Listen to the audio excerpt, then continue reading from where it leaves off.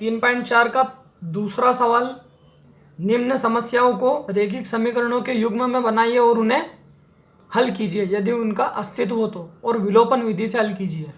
पहला सवाल है, यदि हम अंश में एक जोड़ दें और हर में से एक घटा दें तो भिन्न एक में बदल जाती है, और यदि हर में एक जोड़ दें तो ये 1/2 हो जाती है। अब वह भिन्न क्या है? तो दोस्तों, हम जानते हैं कि भिन्न दो भागों से मिलकर बनी होती है। जैसे कि ये भिन्न है 3/6। अब ये भाग कहलाता है अंश, ये भाग कहलाता है हर। तो हमने माना कि भिन्न का अंश x है, क्योंकि हमें भिन्न मालूम नहीं अभी, उसको तो फाइंड आउट करना है। और भिन्न का हर y है। प्रश्न में दिया गया है प्रश्नानुसार, अंश में यदि एक जोड़े और हर में से एक घटाए तो भिन्न एक में बदल जाती है। यानी कि ये जो अंश है x, इसमें अगर एक जोड़ेंगे x + 1 और हर में से एक घटाएंगे y - 1, तो ये भिन्न हो जाएगी 1/1 भी लिख सकते हैं, इसे कोई फर्क नहीं पड़ेगा। इसकी क्रॉस मल्टीप्लाई करेंगे, x + 1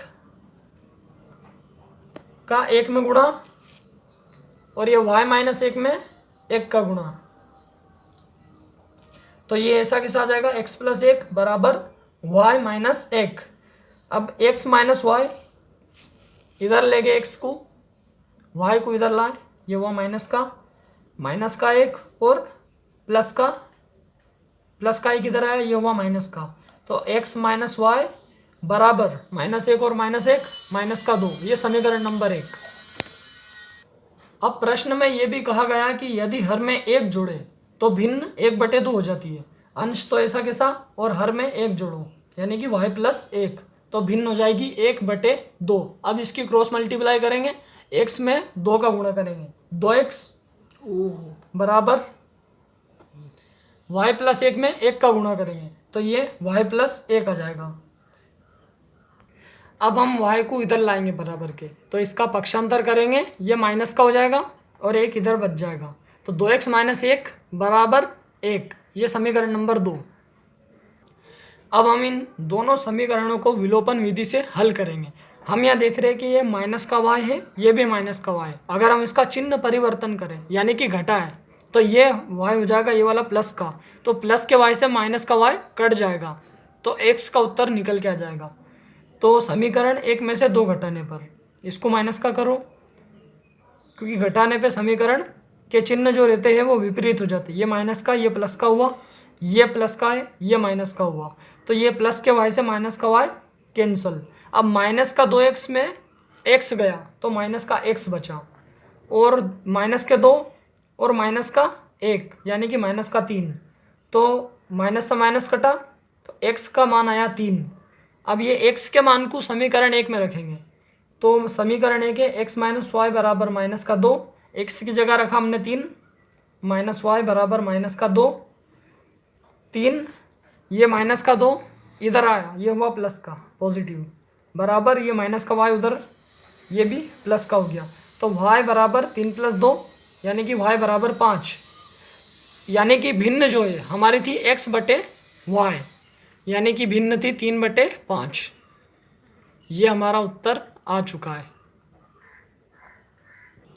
दूसरे का दूसरा सवाल है, 5 वर्ष पहले नूरी की आयु सोनू की आयु की 3 गुनी थी। 10 वर्ष बाद नूरी की आयु सोनू की आयु की 2 गुनी हो जाएगी। नूरी और सोनू की आयु कितनी है? माना नूरी की आयु x वर्ष है और सोनू की आयु y वर्ष है।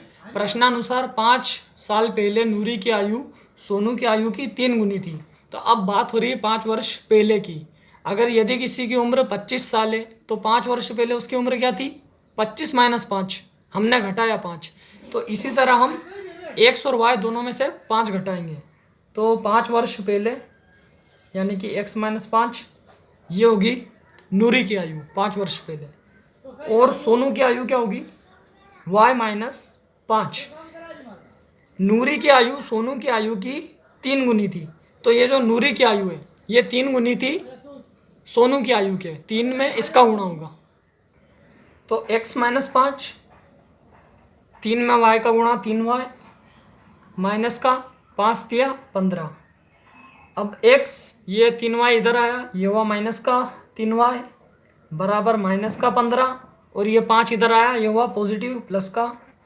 तो x माइनस 3y बराबर माइनस 15 में से प्लस के 5 गए, ये बचा माइनस का 10। ये समीकरण नंबर 1।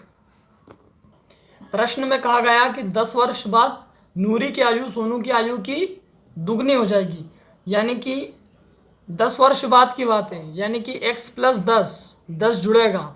अगर किसी की वर्तमान आयु 25 है तो 10 वर्ष बाद क्या होगी, 25 प्लस 10 यानी कि 35। तो ये जो नूरी की आयु है तो x प्लस 10 और सोनू की आयु है 10 वर्ष बाद y प्लस 10।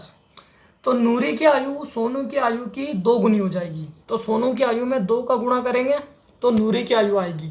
तो अब x प्लस 10 बराबर 2 में y का 2y बराबर 10 में 2 का 20। x प्लस 10 बराबर 2y प्लस 20। अब 2y को इधर ले गए, ये हुआ माइनस का, और 10 को इधर लाए, ये हुआ माइनस का। तो x माइनस 2y बराबर 10, समीकरण नंबर 2।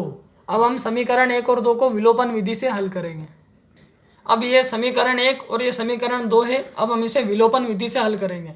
इसको हल करना बहुत आसान इसलिए है क्योंकि यहाँ पे x है, यहाँ भी x है। अगर हम x में से x घटाएंगे तो ये x और x कट जाएंगे और y का उत्तर निकल के आ जाएगा। तो समीकरण 1 में से समीकरण 2 घटाएंगे, घटाने पे चिन्ह माइनस का होता है और ये माइनस का होता है तो ये प्लस का हो जाता है।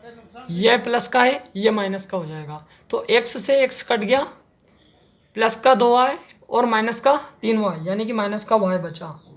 और ये माइनस का 10 और माइनस का 10, ये माइनस का 20 हुआ। माइनस से माइनस कैंसल, तो y बराबर 20 वर्ष। ये किसकी आयु है, ये सोनू की आयु है। सोनू की आयु 20 वर्ष है वर्तमान। अब जो नूरी की आयु है x वर्ष, वो हम समीकरण नंबर 1 से निकालेंगे। समीकरण 1 है x माइनस 3y बराबर माइनस का 10 और y मतलब सोनू की आयु, ये है 20 वर्ष। समीकरण 1 में हम रखेंगे y का मान, 3 गुणित y की जगह 20 बराबर माइनस का 10। x 20 या 60 माइनस का 60 बराबर माइनस का 10।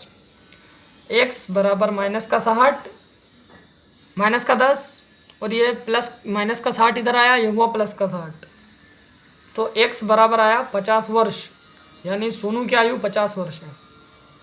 माफ़ कीजिए, नूरी की आयु 50 वर्ष है और सोनू की आयु 20 वर्ष है।